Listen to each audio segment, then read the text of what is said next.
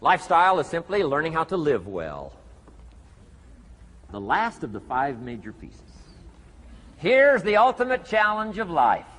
I've worked on this, you cannot believe how hard, since age 25. And that is, after applying better philosophy, attitude, and activity, and picking now up results. What are results for? Here's my ultimate challenge on results. To fashion, good word to jot down, fashion. Fashion for yourself lifestyle, or what we call the good life. That's the ultimate challenge. To take your results, take your money, take your results, take the return, take the equities you've gathered, and now fashion for yourself a good life, like weaving a tapestry. And Mr. Shoaf gave me all kinds of examples on lifestyle.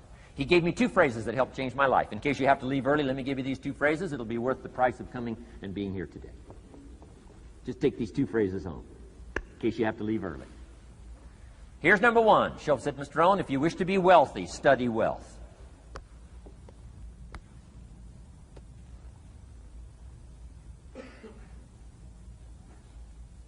When he said that, I said, my gosh, I don't know anybody that studies wealth.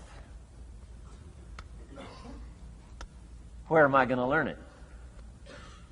He said, never mind, Mr. Rohn, now that you've met me, if you'll be with me for a while, he said, and if you'll commit yourself, he said, I will teach you.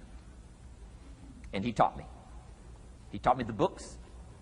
He taught me the stuff. Changed my life. By the time I was 31, I was a millionaire. The man taught me well. If you wish to be wealthy, study wealth. If you were to show me your present economic plan, in a personal conversation between you and me, you say, Mr. Rohn, let me disclose for you my current economic financial plan for the future. Would I get so excited, I'd say, hey, I'm going to go across the country and lecture on your plan.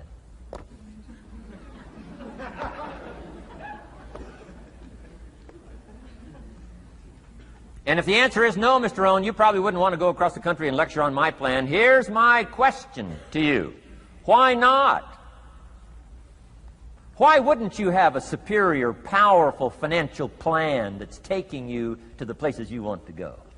I'm asking you, if you find yourself caught like I was at age 25, make the personal commitment today and say, I'm going to study, and I'm going to change, and 5 years from now, nobody's going to be able to say, how come you don't have a superior plan living in a superior country with superior opportunity? Nobody's going to be able to say that 5 years from now of me. If you'll make that commitment, I'm telling you, this will be one of the most exciting days of your life. Not because of my seminar.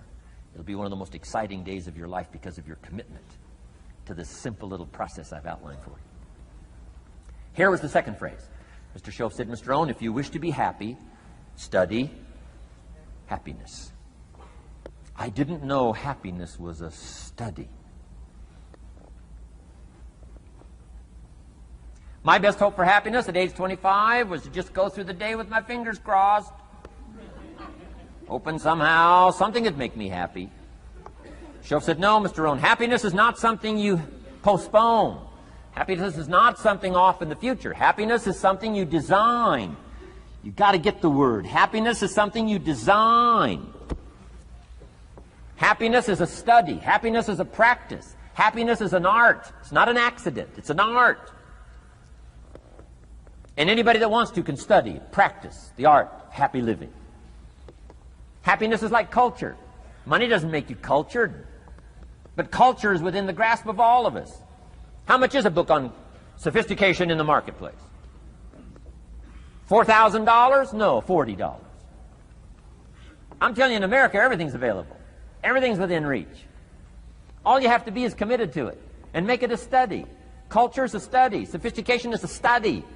It's not an amount. It's not an account. It's a study. Money doesn't make you sophisticated and cultured. I know a guy that's rich. He's a clod. The guy's a clod. Eats with his elbow in his soup. I mean, he's just a clod. Nothing much more pitiful than a rich clod. I mean, it's a sad thing to see. Money doesn't make you sophisticated. Only study and practice makes you sophisticated. Only study and practice makes you cultured. And only study and practice makes you happy. Study and practice makes you rich. Key phrase, don't be lazy in learning. 1, how to do well. Next, how to live well. Don't be lazy in learning and practicing the art of economics, practicing the art of productivity, and practicing the art of lifestyle. Shoaf taught me in such simple terms. Shoaf said, Mr. Rohn, if you're getting your shoes shined, Shoe Shine Boy's done an exceptional job. You look down, you got one of the world's all-time great shines. And you pay him. Now, you got a little change in your hand. Question pops in your mind. Should I give him 1 quarter or 2 quarters as a tip from a neat shine? Here's what Shoaf said.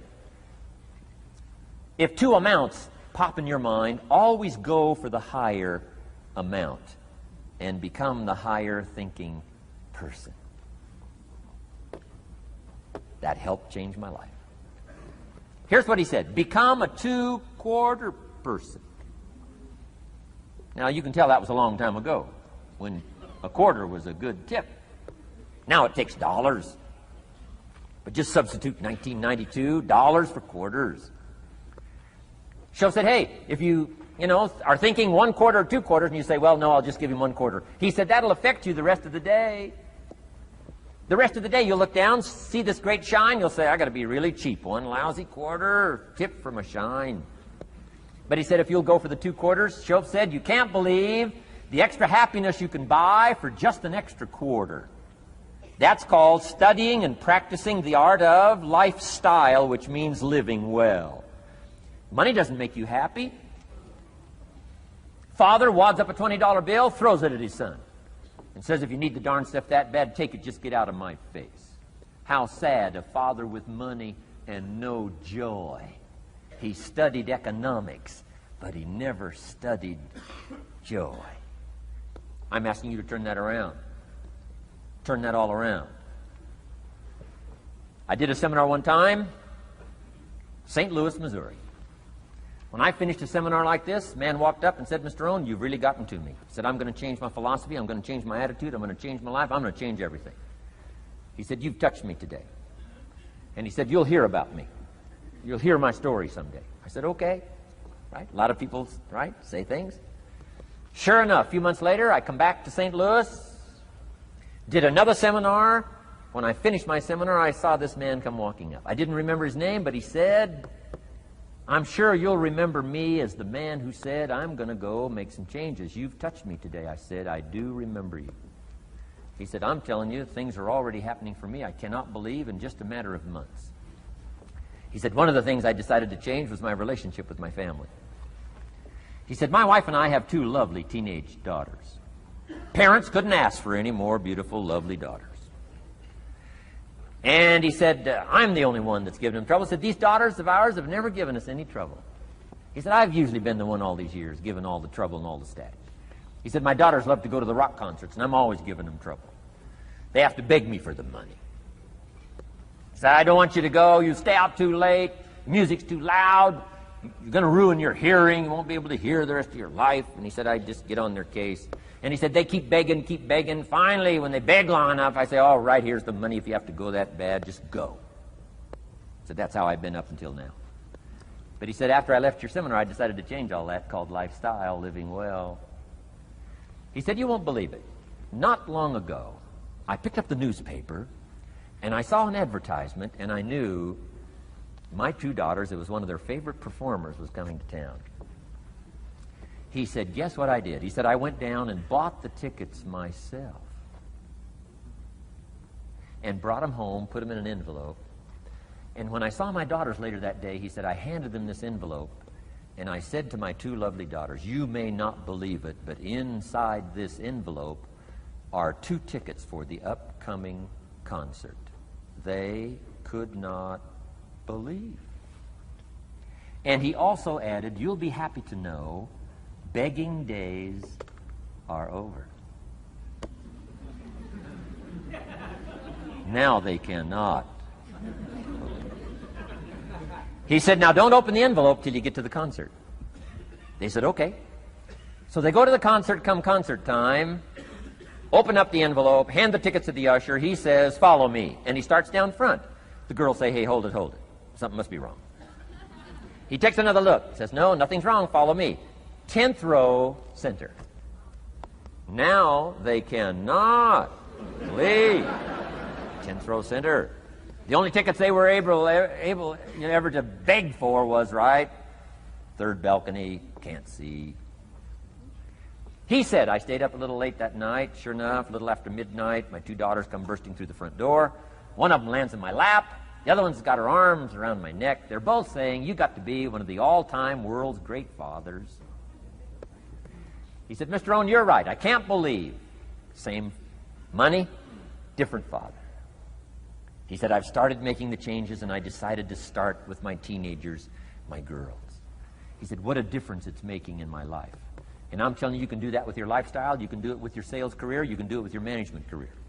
You can do it with any part of your life. If you're looking for equities unmatched, do not curse the only thing you have. Don't complain about the only thing you have, which is seed and soil, sunshine, rain, miracle, and seasons. But start changing and processing and evaluating things like we're covering today, and this process of change will take off for you.